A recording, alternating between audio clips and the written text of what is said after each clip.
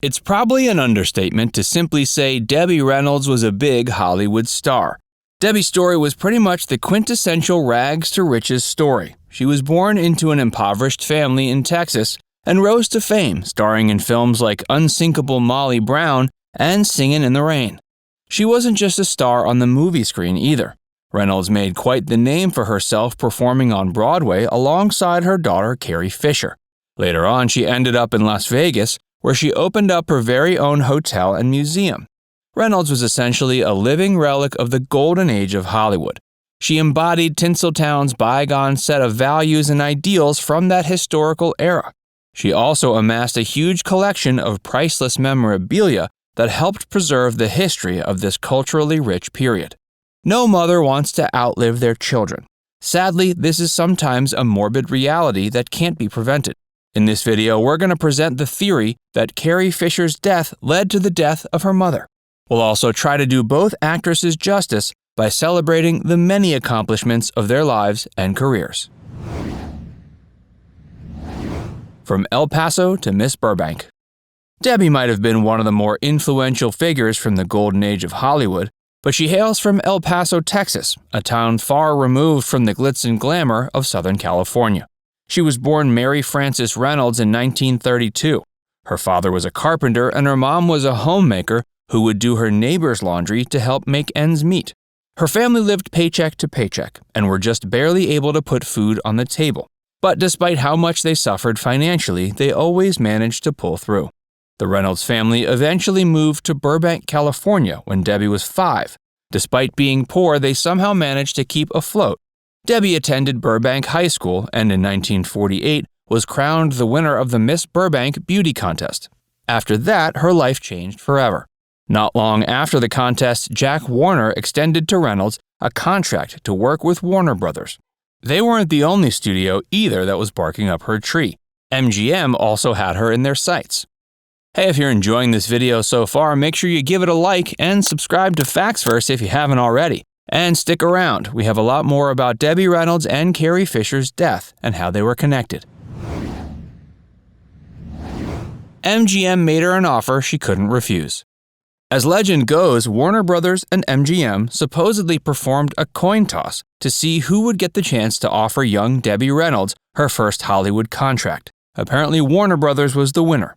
Regardless, just 2 years after signing a contract with Warner Brothers, Reynolds made the move to MGM. At the time, the studio was really interested in musicals, and those were pretty much the only films they wanted to produce. Reynolds' first day at MGM didn't go quite as planned.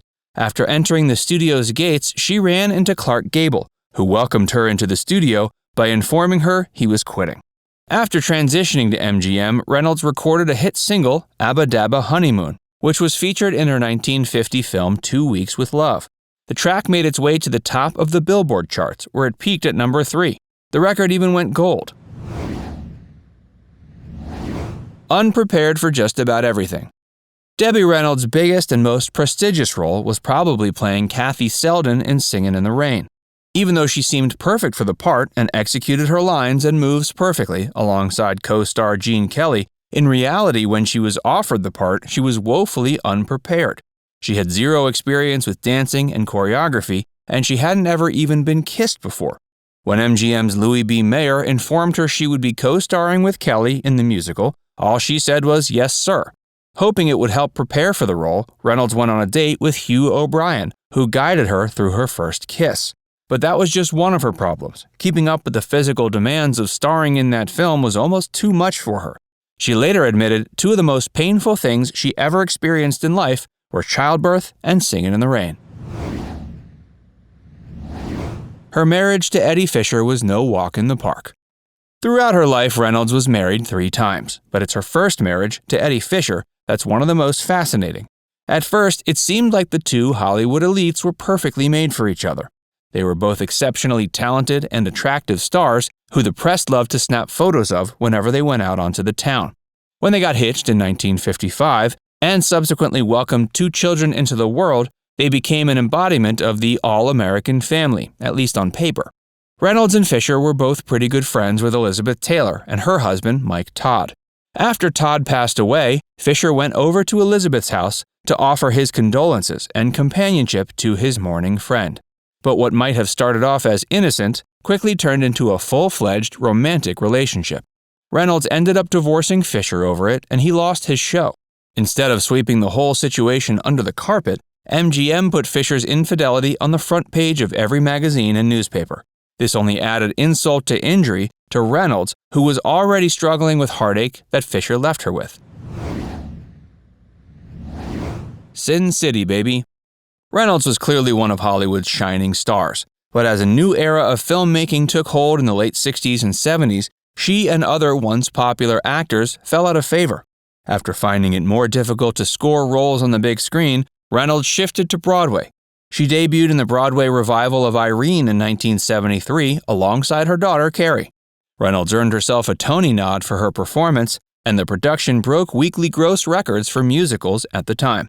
After that, she went on to star in the 1976 revue production, Debbie.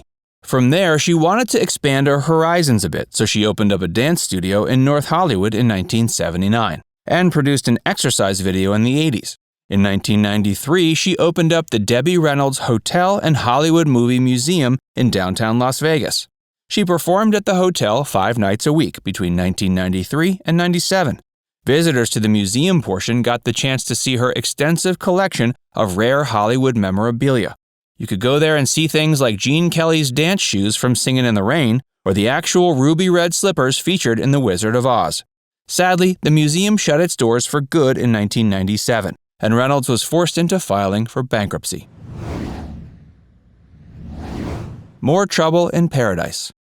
After Reynolds' daughter, Carrie Fisher, found her whirlwind of success with the Star Wars films, their relationship became very estranged. Carrie always resented the fact that her mother was so famous. She wanted a normal mom who did all the normal mom stuff, but Reynolds did none. For the next decade, the two actresses barely spoke to each other. Fortunately, they were able to patch things up and salvage their relationship after the release of Fisher's Postcards from the Edge in 2000. Reynolds ended up moving into the house next to Fisher's, and they remained neighbors and close friends for the remainder of their lives. On December 27, 2016, Fisher passed away at age 60 after going into cardiac arrest during a transatlantic flight. Just 1 day later, her mother suffered a stroke and was rushed to Cedars-Sinai Medical Center in LA, where she too was pronounced dead at age 84. Todd Fisher, her son, said his mother was so devastated by Carrie's death, it most definitely played a part in her death as well. Reportedly, one of the last things she said before passing away was she wanted to be with Carrie. For the last decades of both women's lives, they were essentially inseparable.